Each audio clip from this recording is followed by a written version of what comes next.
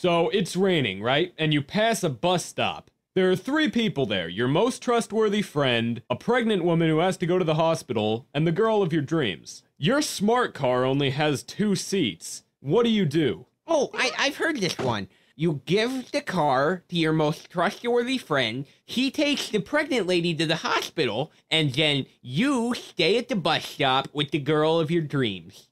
No. You go home and reevaluate your fucking life! You bought a smart car! Ven y te muestro algo más profundo. Los sentimientos están diciendo mi amor.